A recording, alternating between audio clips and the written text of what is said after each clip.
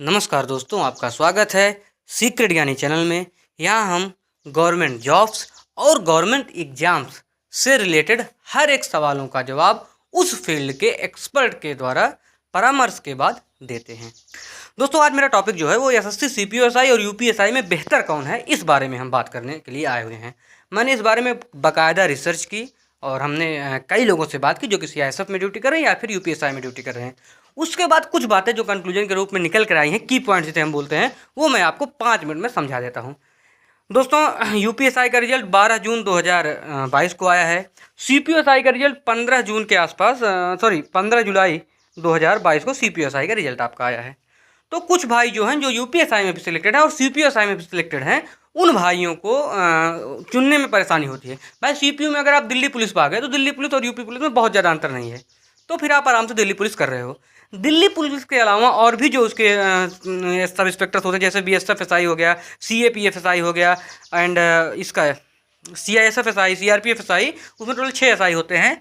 तो others forces में जो सब इंस्पेक्टर है उनका और यूपी पुलिस सब इंस्पेक्टर उनका क्या हो सकता है, क्या दोनों में अंतर है, क्या सिमिलरिटीज़ है, क्या कौन कहाँ प्लस है, कहाँ ड्रॉबैक है, वो हम बात करेंगे।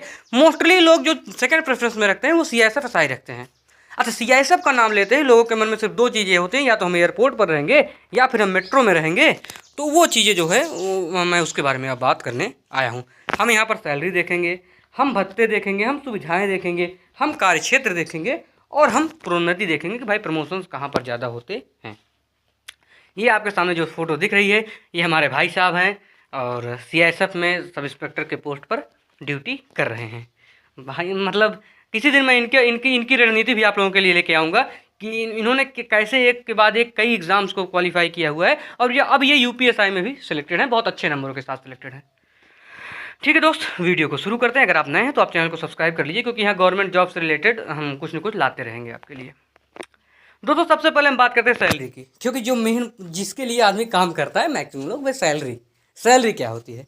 तो देखो दोस्तों, यूपीएसआई और सीपीएसआई दोनों में बराबर की जो है पोस्ट बराबर की है, ग्रेड पे दोनों का बराबर है, लेकिन कहीं ना कहीं सीपीएसआई की सैलरी आपको ज़्यादा मिलती है, क्योंकि यहाँ पर अलाउंस ज़्यादा होते हैं। ये सेंट्रल गवर्नमेंट की जॉब है, यहाँ पर आपको अलाउंस ज़्यादा ही मिलता है। इसका रीज़न ये है कि आप कहीं जैसे नॉर्दर्न एरिया में पोस्टेड हैं, जम्मू कश्मीर वगैरह में, तो भी आपको अलाउंस अलग से मिलता है। अगर आप इधर नॉर्थ ईस्ट में पोस्टेड हैं, वहाँ आपका अलग अलाउंस है।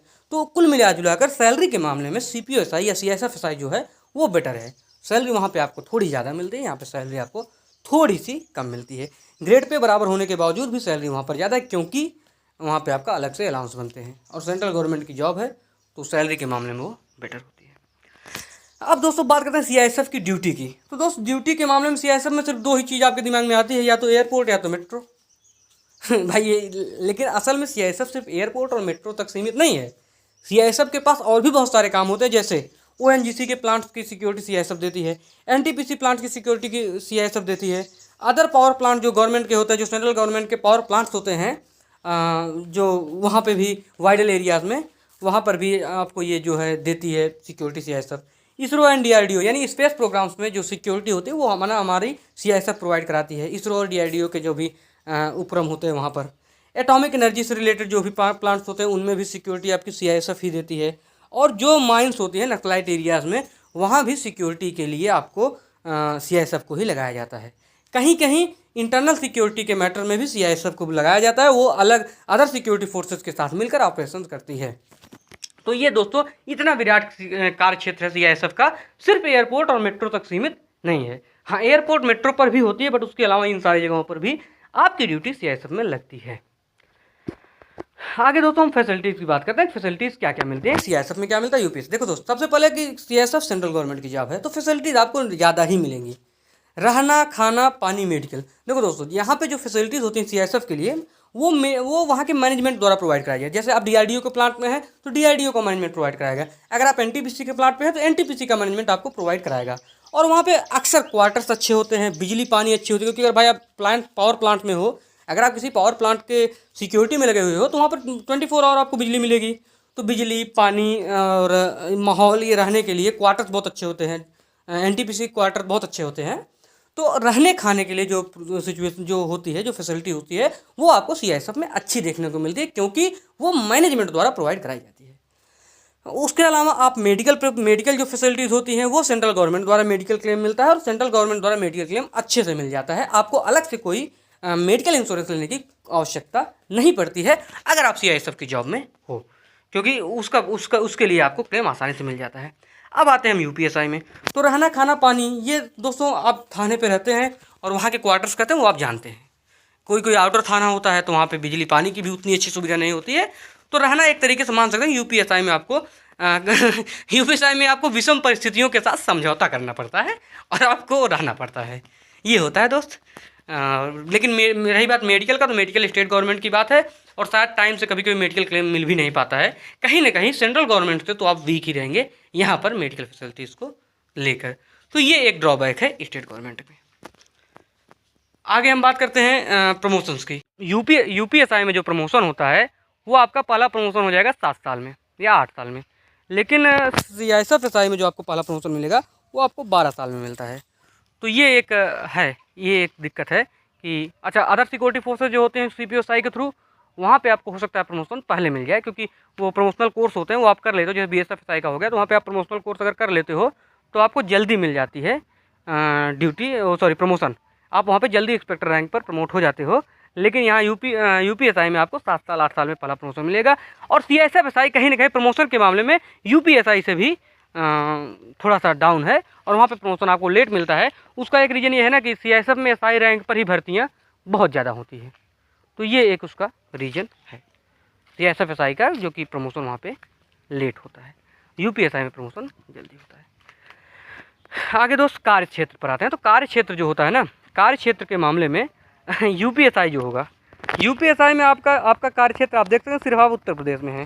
उत्तर प्रदेश में आपको मैक्सिमम कहाँ से कहाँ तक रन करना है, तो आप बहुत होंगे तो यहाँ पहुँच जाएंगे, या फिर यहाँ यानी दिल्ली बॉर्डर, या फिर बिहार बॉर्डर, या नेपाल बॉर्डर, या फिर आप MP बॉर्डर।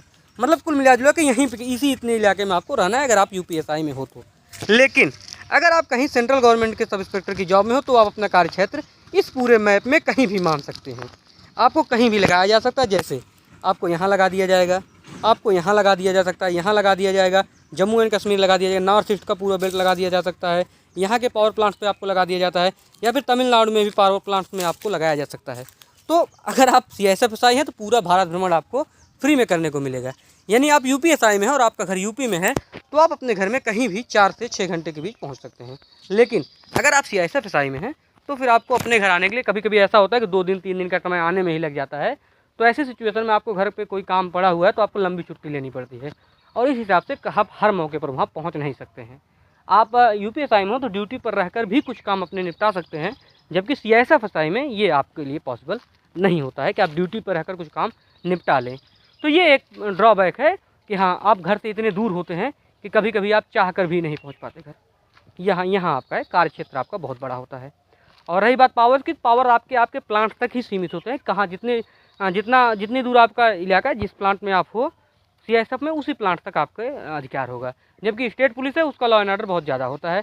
आपका एक हल्का होता है, आप हल्के के इंचार्ज होते हैं, उस हल्के की पूरी बातें जो होती हैं वो आपके अंदर होती है, उस हल्के का लॉ एंड ऑर्डर आपके अंदर होता है, आप उस हल्के के इंचार्ज होंगे। जबकि CISF के लिए एक प्लांट्स होता है, एक माइंस होती है, या एक एयरपोर्ट में रूट एरिया होता है, वही उनके कंट्रोल में होता है। तो ये थी सारी जानकारी, उम्मीद है आपको पसंद आई होगी, जो कि हमने अपने सोर्सेस से पता किया है और सारी जो मेन चीज़ें थी उस पर हमने डिस्कस कर लिया है। अगर वीडियो अच्छा लगा है तो आप इसे लाइक कर सकते हैं, शेयर कर सकते हैं, चैनल को सब्सक्राइब कर सकते हैं। आगे भी हम कुछ ऐसे ही अच्छी चीज़ें, अच्छे इनोवेटिव आइडियाज़ गवर्नमेंट जॉब से रिलेटेड कुछ न कुछ हम यहाँ पे लाते रहेंगे।